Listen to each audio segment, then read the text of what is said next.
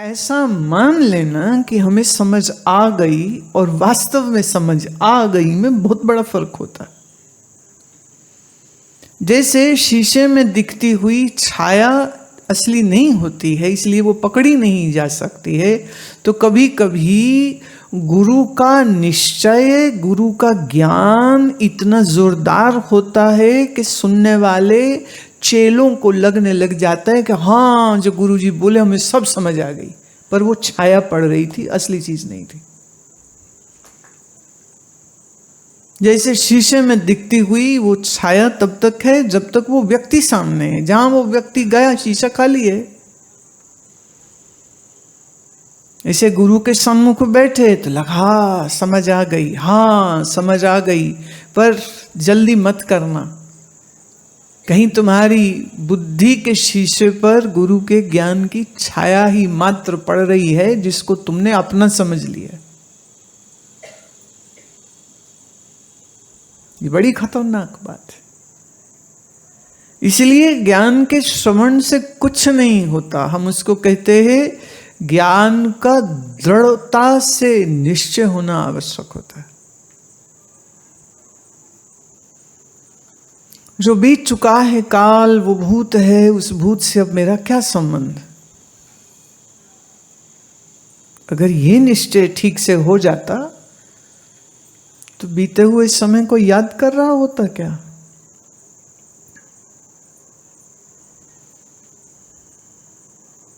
और जिस पल को जी रहे हैं ये ही जीवन है और इसके बाद अगला क्षण भी निश्चित नहीं है, ऐसी अगर समझ लग चुकी हो तो क्या भविष्य की कल्पनाओं और योजनाओं में क्या अपना समय बर्बाद करेगा क्या।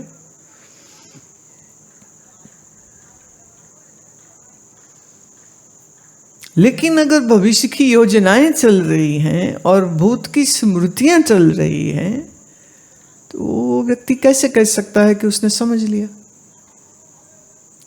तो ज्ञान का सुनना ज्ञान की प्राप्ति नहीं होती।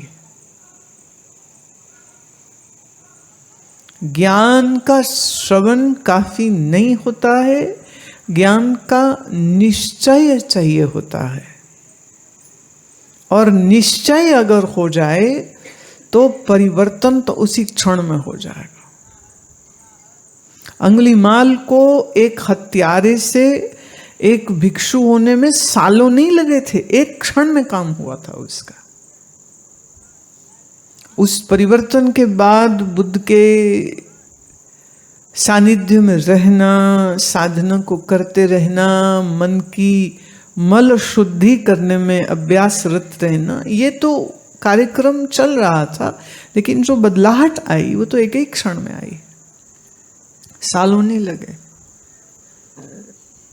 और अगर सालों लग जाने के बाद भी कोई परिवर्तन नहीं हो रहा है तो उसका एक ही कारण होता है कि उसने हृदय से नहीं सुना, सिर्फ खोपड़ी में गुरु के बोले वचनों को सुन के संभाल लिया है। बाकी हृदय जैसा पत्थर पहला था वैसा अभी भी है।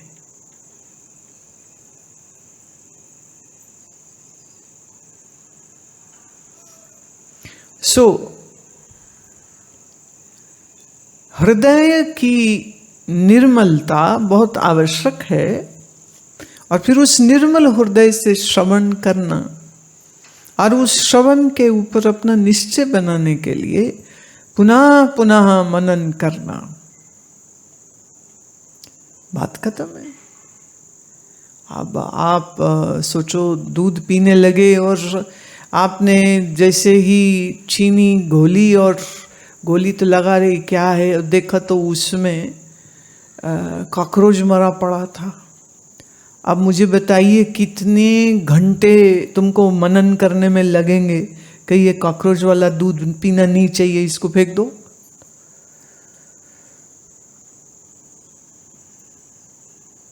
कितने घंटे लगेंगे, कितनी कोचिंग चाहिए, कितने शिविर लगेंगे उसमें। तो संसार वही दूध का प्याला है जिसमें विष रूपी काकरोच मरा पड़ा है और आपकी बुद्धि उसी को पकड़ के बैठी हुई है और फिर पूछते रहते हो कैसे छोड़े। इसका मतलब अभी तुम्हें विष दिख नहीं रहा, अभी तुम्हें वो जहर दिख भी नहीं रहा है जिसकी ओर हम इशारा कर रहे हैं।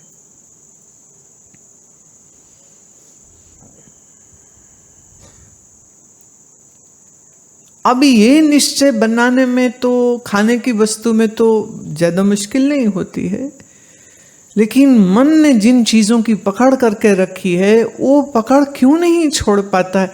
तो आप इस एग्जाम्पल को सामने रखना कि कॉकरोच गिरे दूध को आप पीना चाह रहे हो और सामने बैठ करके कोई कह रहा है मत पियो मत पियो, खराब है ये, मत पियो, और तुम कह रहे हो ला इतनी मेहनत से मैंने पैसे खर्च के दूध लिया और गर्म किया उबाला और तुम कह रहे हो मत पियो, तुम्हारा दिमाग खराब हो गया। तो तुम्हें अजीब लगेगा कि ऐसे थोड़ी कोई कर सकता, इतनी बुद्धि सबके पास है।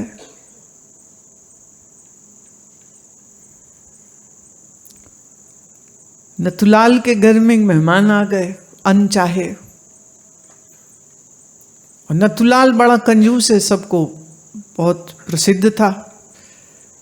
पर उस दिन बड़ी अजीब बात हुई, नथुलाल ने आए हुए मेहमान से कहा वर्मा जी दूध पियोगे। बड़ा हैरान, ये आदमी तो पानी न पूछे दूध पूछ रहा। तो खुशी के मारे मुंह से निकला हाँ हाँ पिला दीजिए। नथुलाल गया रसोई में, दूध ले भी आया और सामने धर भी दिया, बोले पी लो। हैरान और बड़ी खुशी से उन्हें गिलास उठाया और जैसे ही लगा घूंट भरने उसने कहा वो कहते बिल्ली मुंह मार गई थी दूध में, फेंकना ही था, आप आ गए पियो। अब नथुलाल को कितना टाइम लगेगा ये दूध छोड़ने में। इतनी बुद्धि तो सबके पास होती है कि हम शरीर में क्या डालें और क्या ना डालें, परंतु अपने मन में हम क्या डालेंगे और क्या नहीं डालेंगे इसका हम कभी विचार नहीं करते।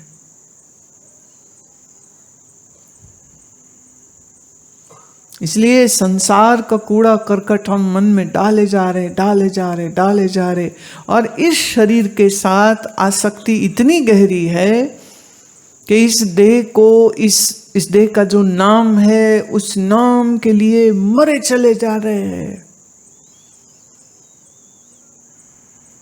मुझे उसने कह दिया, मुझे उसने बुरा कह दिया, मेरी उसने बुराई कर दी, मैं मेरा मेरा मेरा गीत गाए जा रहा है सारा समय, और यूं सत्संग सुनता है रोज, पर न मैं छूटी न मेरी।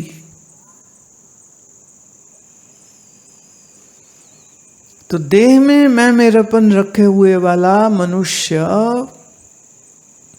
बिगड़े हुए मन का नहीं होगा तो क्या सुधरे हुए मन का होगा।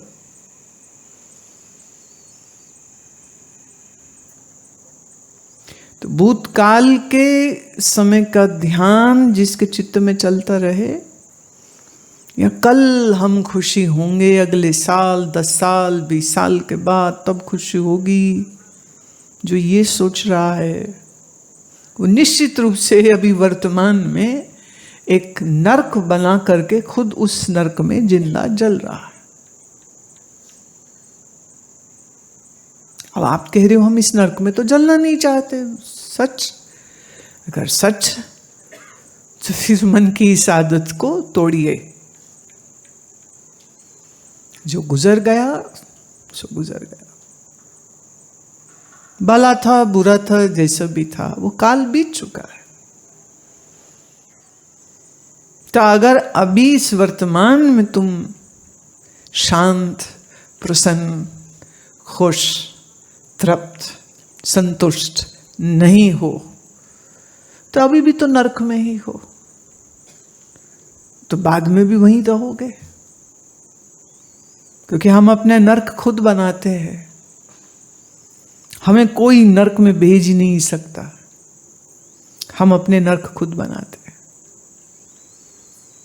तो शुभ विचार, शुभ चिंतन, शुभ साधना, सत्संग, विवेक, ज्ञान, ध्यान, ये आपको एक सुंदर परिपूर्ण जीवन जीने की विधा देता है। इसलिए अपने वर्तमान को पकड़ो बस। साधक वो नहीं जो कहता है अच्छा किसी एक समय मुझे भगवान के दर्शन हो जाएंगे। साधक मैं उसको कहती हूँ जो वर्तमान में भगवत्ता अंदर बाहर प्रकट हो रही है, वो उसी को देख करके आनंदित होता है। मनुष्यों के रूप में कोई और नहीं, भगवान ही है। ये पेड़ों, तारों, सितारों के रूप में कोई और नहीं है, भगवान ही है। मेरे तुम्हारे रूप में कोई और नहीं है, भगवान ही है।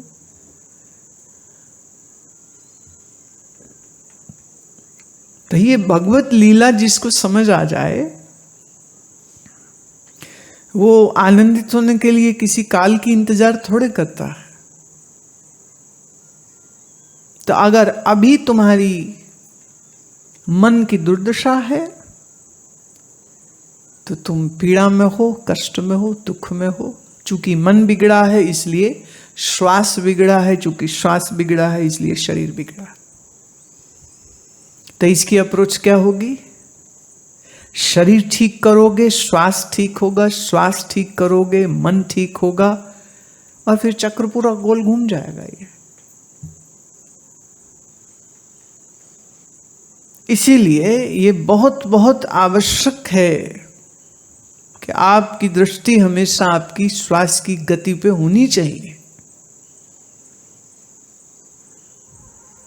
श्वास आयु है, बल है, एकाग्रता है, शांति है, आनंद है।